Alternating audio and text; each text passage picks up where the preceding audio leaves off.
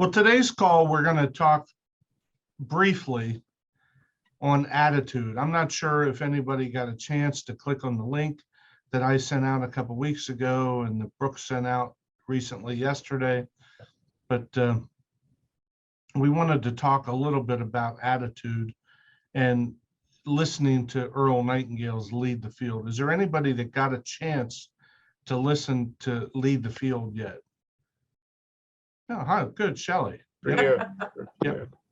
Isn't that first chapter on attitude something? I mean, it talks about, an attitude towards failure. We're whipped before we get started. So, it all starts right here. The emails we've been sending out talks about how this is mental. The emails that we're sending out talks about baby steps, and Earl Nightingale talks about attitude. The people at the top have great attitudes, and if something bad happens, they shrug it off and move on. For years we went to the Mike Ferry seminars, and he used to tell us, Dad, if something bad happens, be upset for 5 minutes, allow yourself to be upset for 5 minutes, shrug it off and move on from it, because you got to have a good attitude if you want to succeed in life. Dad, tell me a couple things about what you think about attitude. I agree with you 100%. You can either let it eat you to pieces, or as Mike Berry would say, give it 5 minutes. GOI, get over it, because that's what it really amounts to. If you can get over it and get on with your life, no matter what it is, it can affect you. You breed your own discontent by dwelling and dwelling and dwelling on how bad things are in life. Look at it this way. If you had 15 minutes to live, what would be the most important things to you in your life? Obviously, it's going to revert back to family. So why should you allow yourself to affect you, affect your family, and your entire loved ones by having some kind of a bug up where for a whole day? It's important that you do get over it. It's important that you get on with your life and look at the things that are important to you. Look, everybody on this call is not going to exceed to do 100 deals a year. But all things are relative. 100 deals a year to somebody that's spending a lot of money isn't great. 50 deals a year to somebody that is fiscally responsible is great. So it is really all relative to what you want out of life.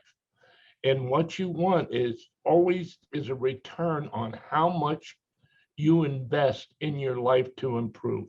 And boy, I can't say that more specifically than that. I know that in the early days of my life, I've been up and down and up and down. And one thing that I think has blessed me is that I never quit, no matter how rough it got. And I can tell you out of personal experiences, I have stood outside of my bedroom and looked out and said, oh my God, how am I going to make it tomorrow? And thank God something inside of me said, you can do it. And it happened all for the best. And I hope you will take that same attitude with you in all of life, not just real estate. This works for marriages. It works for everything in your life. Brooksy. Yeah, I really like the video in watching Earl Nightingale and listening to what he has to say. I love the topic of attitude, and I always try to stay as positive as I can be. I'm pretty blessed to have you guys as my family, because I think that's huge and important to surround yourself with positive people and people who have good attitudes, because it's contagious. When you hang around with the right people and you surround yourself with positive mindsets, you in turn are going to be positive and have a better attitude because of it. Additionally, I like subscribing to stuff that's not negative, like news and current events, but putting myself in podcasts in different other avenues that are better sources of information and give you a better mindset and a better attitude on life. So that's what I've tried to commit myself to. And again, you guys are important in that because you're so positive. Good. There were a couple things, in that, just that one series of that little tape that I took away from it. One of the things that they said was people with a great attitude, they can accomplish whatever they want to accomplish because they believe already that they can do that. They've developed the right attitude that when they go into having a goal, they know they can accomplish it. And one of the other statements that they said that made me think back of when my dad and I and Kong started this company was they expect success before they actually got the rewards of success. And, when we went for us, from selling to managing and building a company, we believed that if we supported our agents and we were there 100% for them, that someday the money will come. So we developed that business success, that we were already going to be successful with this company just by having the right attitude to support our agents. And believe me, we fed this company for years and years and years, but we had the attitude that we knew we were going to be successful. And because of all of you, we are a business family now, and we've got a great company with a lot of great people with great attitudes. So, attitude is it's change with new opportunities ahead of you. So if you have things happening in your life and you've got new opportunities that are available to you, all you have to do is have a great attitude and you're going to get there. So we're going to continue down this road. Kathy, do you have anything you want to add, or Kong, towards attitude? So Dad started me on the Darren Hardy little short podcasts in the morning. He has a longer version, but as soon as I hop in the car, I finally figured out Spotify, thanks to my kids. And I start this Darren Hardy. It's 3 to 5 minutes, and it's always a positive message in the morning on how to get ahead and just where your focus should be. Like today, it was not getting into an argument with somebody and going on and on and on. And I have to laugh because everybody has their own opinion. And I know what Dad says on that, but in the long run, in their eyes, that's the way they see it. And you should just say, okay, in your mind, you're right, and just move on, because he said this morning, you get into those battles sometime and you're arguing with an ass, and it's silly to get that caught up in it. But his messages are short and to the point every morning, and it always starts my day off. As soon as I get in the car, I hit that button, and that's the first thing I listen to. Okay. How about you, Kong?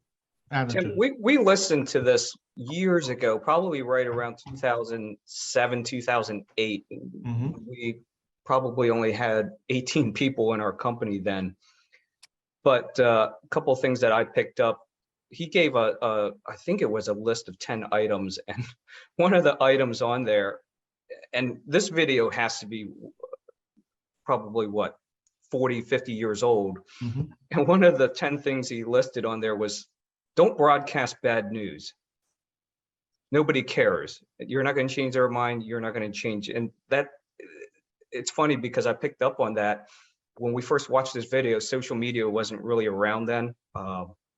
You had MySpace, but now it even holds more true because of the easy access to it. The other thing that he mentioned was treat others as if they're the most important person in the world. I keep when I first heard this video 15 years ago, that was one of the things I picked up on, was treat others as if they're the most important person in the world. Treat people, customers, as if this is their first deal ever, because we're in this business and we do tons of transactions day in and day out. It's habit to us. But to a consumer, this might be the only move. This might be one of two moves in their entire life. So we kind of have to babysit them through the process and not just rush them through it as if they're just another transaction. So keep that in mind when you're doing these deals, because the client is the most important person and their transition into another home is very important to them. So it should be important to us. Right, good. Thank you, Colin, for those comments. How about you, Brent? Anything on attitude? Give us the perspective of the Marine.